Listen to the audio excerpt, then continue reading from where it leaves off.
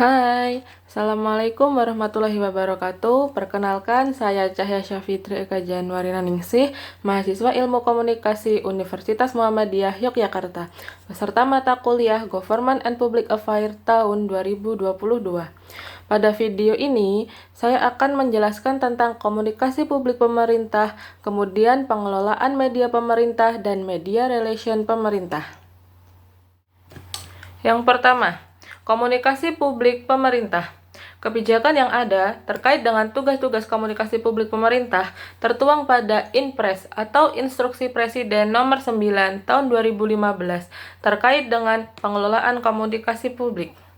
Instruksi ini ditunjukkan untuk pemerintah pusat, pemerintah provinsi, dan pemerintah kabupaten. Di pemerintah pusat, peran ini dilaksanakan oleh Kominfo dengan landasan hukum berupa Inpres Nomor 9 Tahun 2019. Tujuan komunikasi publik pemerintah yang pertama yaitu menyerap aspirasi publik. Yang kedua, menyampaikan informasi dan kebijakan pemerintah kepada masyarakat luas. Kemudian, peran komunikasi publik pemerintah yang pertama, menyampaikan setiap kebijakan dan program pemerintah secara lintas sektorat dan lintas daerah kepada publik secara cepat dan tepat.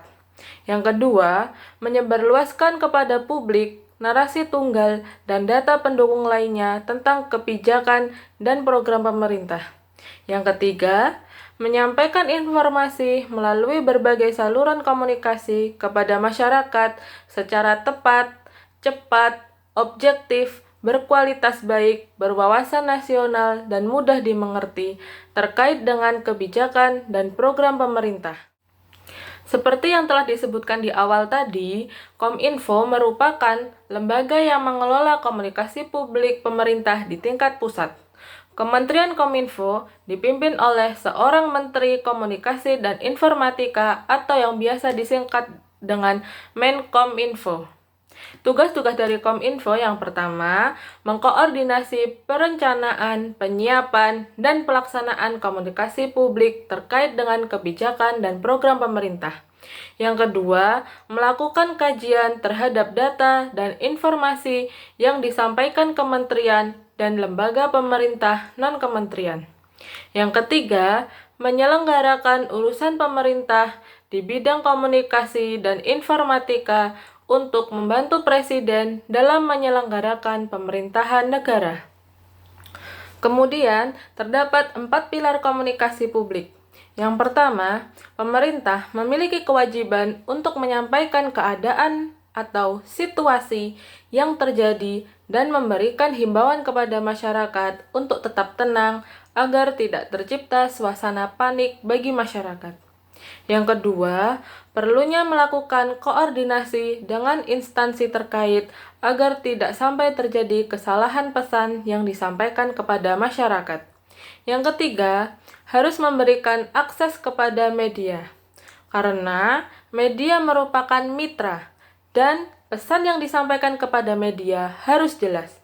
Yang keempat, mensosialisasikan gerakan yang akan dilakukan oleh pemerintah kepada masyarakat, agar masyarakat dapat menerima dengan terbuka. Yang kedua, pengelolaan media pemerintahan. Adanya tuntutan untuk memberikan pelayanan publik yang terbaik dengan memanfaatkan teknologi.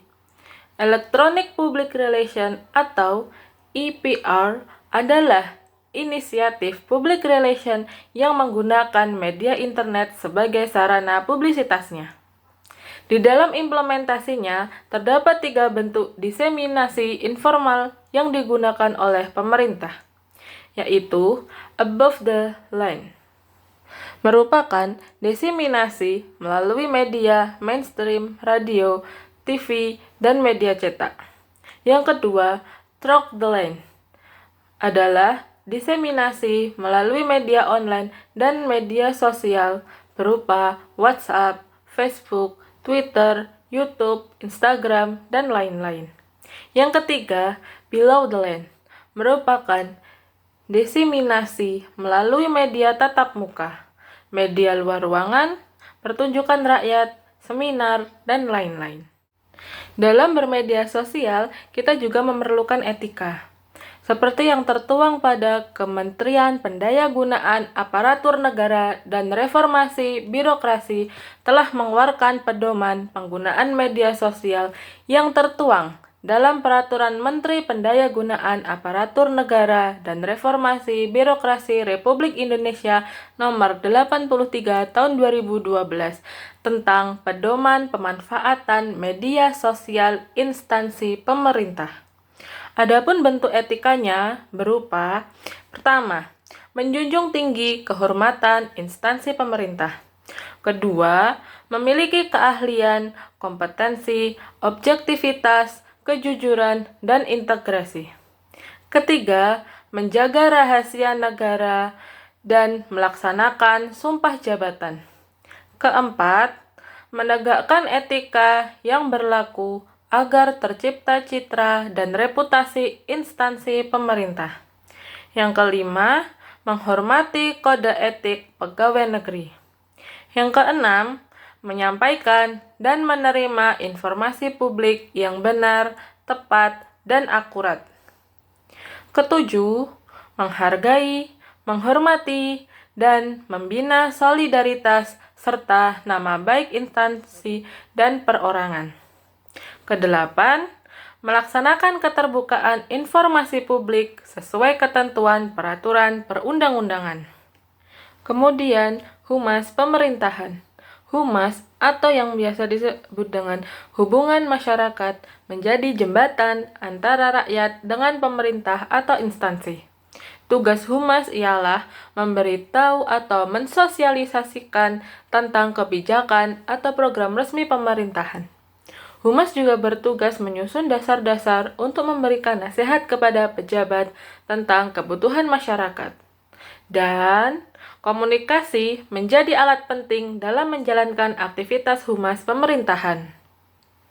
Media yang tidak dapat dipisahkan dari komunikasi humas pemerintahan, yaitu: pertama, media informasi politik dilakukan melalui para pejabat pers yang membangun dan menempatkan berita baik dan keberhasilan partai politik. Yang kedua, media informasi publik dilakukan melalui Departemen para Pejabat Publisitas, yaitu bagian pelayanan publik yang membantu diseminasi informasi dan operasi pemerintah. Selanjutnya, materi yang ketiga, yaitu media relation pemerintah. Media relation merupakan strategi komunikasi seorang public relation dalam menjaga hubungan dengan media. Media merupakan sarana publikasi di mana segala informasi tentang perusahaan disalurkan. Selain itu, media juga dapat menjadi sarana untuk membangun reputasi yang baik. Public relation harus selalu memberikan informasi kepada media secara rutin. Hal ini penting dilakukan karena media selalu ingin informasi aktual tiap harinya, seperti keadaan dan situasi yang terjadi di instansi atau perusahaan.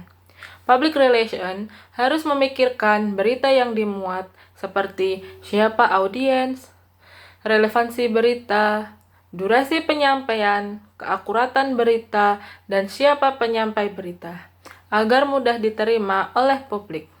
Kemudian, seorang public relation sangat penting untuk melakukan evaluasi dari aktivitas media relation yang dijalankannya. Hubungan media relation memiliki jangkauan yang luas, bahkan hampir seluruh aspek masyarakat dapat mengetahui dengan melalui media. Aktivitas media relation yang dilakukan oleh humas ialah press release, press conference, press interview, press gathering, press tour, and media visit. Kegiatan ini dilakukan untuk menjalin hubungan yang baik antara media dengan humas, di mana pihak media mendapat keuntungan berita, sedangkan pihak humas mendapatkan fasilitas publisitas. Terdapat banyak cara humas untuk menjalin hubungan yang baik, yaitu menyediakan salinan yang baik. Yang kedua, memahami dan melayani media. Yang ketiga, bekerja sama dalam penyediaan materi. Yang keempat, menyediakan fasilitas verifikasi. Yang kelima, membangun reputasi sebagai orang yang dapat dipercaya. Yang keenam, membangun hubungan personal yang kokoh. Kemudian, ada kegiatan humas yang berhubungan dengan media. Yang pertama, kunjungan media. Yang kedua, konferensi media. Yang ketiga, temu media. Yang keempat, arahan media. Yang kelima, siaran media. Keenam, pendidikan dan pelatihan media. Yang ketujuh, informasi media. Yang kedelapan, ajang media. Yang kesembilan, wawancara media. 10, pelemparan isu media. Sekian presentasi dari saya tentang beberapa materi yang terdapat pada mata kuliah Government and Public Affairs, Ilmu Komunikasi, Universitas Muhammadiyah Yogyakarta. Sekian, wassalamualaikum warahmatullahi wabarakatuh.